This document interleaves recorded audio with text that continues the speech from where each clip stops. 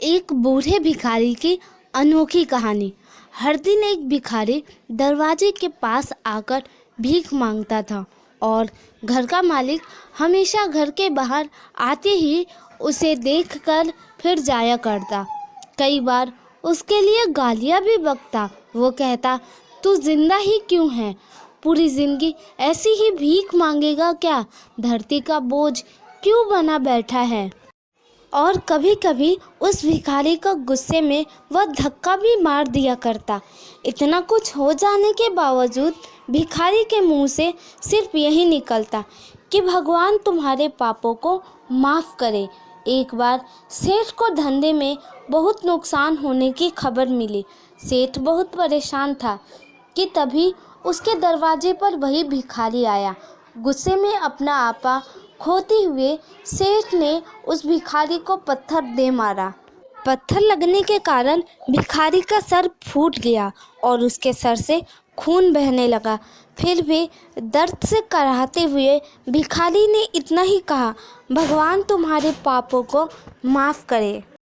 भिखारी वहाँ से चला गया। सेठ सोच में पड़ गया।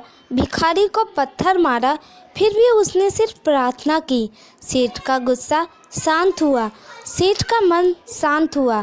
भिखारी का रहस्य जानने के लिए सेठ ने भिखारी का पीछा करना शुरू कर दिया। भिखारी जहाँ जहाँ जाता सेठ उसके पीछे पीछे जाता। सेठ ने देखा, कोई उसको खाना देता, कोई उसको मारता, कोई अपमानित करता तो कोई गाली देता। लोग भिखारी के साथ चाहे जैसा व्यवहार करते, लेकिन भिखारी सबके लिए एक ही प्रार्थना करता, भगवान तुम्हारे पाप को माफ़ करे। अब रात होने को आई थी। भिखारी अपने घर जाने के लिए लौटा। वो अपने घर पहुंच गया, लेकिन सेठ अभी भी उसका पीछा कर ही रहा था। एक पुरानी टूटी हुई खटिया पर एक बूढ़ी औरत लेटी हुई थी। काफ़ी कमज़ोर और बीमार लग रही थी।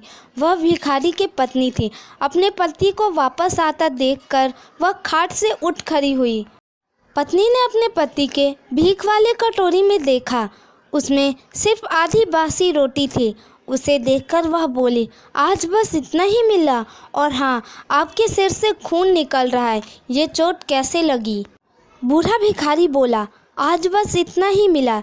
किसी ने कुछ दिया ही नहीं। सबने गालियाँ दी और एक ने पत्थर भी फेंका, इसीलिए मेरा सर फट गया। एक गहरी ठंडी सांस लेकर बूढ़ा भिखारी फिर से बोला, यह मेरे पापों का ही फल है। तुम्हें याद है कुछ सालों पहले हम कितने अमीर थे? क्या कुछ नहीं था हमारे पास हर चीज़ ज़रूरत से ज़्यादा थी, लेकिन हमने कभी दान नहीं किया। और उससे भी बुरा हमने उस अंधे भिखारी के साथ किया जो हमारे द्वार पर भीख मांगने आया करता था। बूढ़ी पत्नी की आंखों में आंसू आ गए। वह बोली, हाँ, हम उस बेचारे अंधे के साथ बहुत बुरा करते थे, उसका अपमान करते थे, उसे खाने के लिए रोटी की जगह कागज़ दिया करते थे, उसका मजाक उड़ाया करते थे और कभी कभी मारा भी करते थे। मैंने कभी उसको रास्ता नहीं दिखाया। एक बार मैंने उसके मुंह पर मिट्टी भी फेंकी थी और वह हमेशा दुखी होकर यही कहता कि भगवान तुम्हें तुम्हारे किए की सज़ा ज़रूर देगा, भगवान तुम्हारे पापों की सज़ा ज़रूर देगा। उसका श्राप सच हुआ और हम इस दुख भरी ज़िंदगी में आ गए। भिखारी बोला, हाँ, उसका श्राप सच हुआ, इसीलिए मैं किसी को बद्दुआ नहीं देता। चाहे कोई मेरे साथ कैसा भी बर्ताव करे, मैं हमेशा उसके लिए प्रार्थना करता हूँ।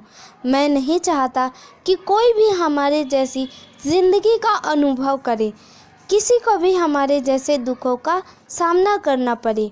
वो नहीं जानते कि वह कितना बड़ा पाप कर रहे हैं, इसलिए अनजाने में हुए पाप की ऐसी सज़ा किसी को भी मिले मैं नहीं चाहता। सेठ वहीं पर छुपकर यह सारी बातें सुन रहा था। अब उसे सब कुछ समझ में आ गया था। भिखारी और उसकी पत्नी ने वह आधी रोटी मिल बांट कर खाई और भगवान को धन्यवाद बोलकर सो गए। अगले दिन वही भिखारी फिर से भीख मांगने गया। सेठ के घर के पास जाते ही सेठ ने पहले से गरम गरम रोटी उसके लिए निकाल कर रखी थी। उसे देते हुए सेठ विनम्रता से बोला, माफ़ कर दीजिए बाबा, मुझसे बहुत बड़ी गलती हो गई। बूढ़ा भिखारी बोला, भगवान तेरा भला करे। इतना कहकर वह आगे निकल गया। दोस्तों, इस कहानी से जो सीख लेने लायक है वह बड़ी ही सिंपल है कि आदमी चाहे किसी के बारे में बुरा कहे या भला करे, लेकिन भगवान सिर्फ कर्म के हिसाब से उसको फल देता है। क्या हुआ अगर भगवान नहीं दिखता है, लेकिन यह बात बिल्कुल सच है, उसके खाते में सबका हिसाब बहुत बहुत पक्का होता है। इसलिए जब भी किसी के लिए कुछ भी करो तो अच्छा ही करो। दोस्तों, उम्मीद है आपको ये कहानी पसंद आई होगी। यह कहानी सच्चाई पर आधारित है। दोस्तों, अगर आपको ये कहानी थोड़ी सी भी अच्छी लगी होगी तो प्लीज़ वीडियो को लाइक ज़रूर करें। धन्यवाद। मिलते हैं नेक्स्ट वीडियो में। तब तक के लिए थैंक्स फॉर वॉचिंग।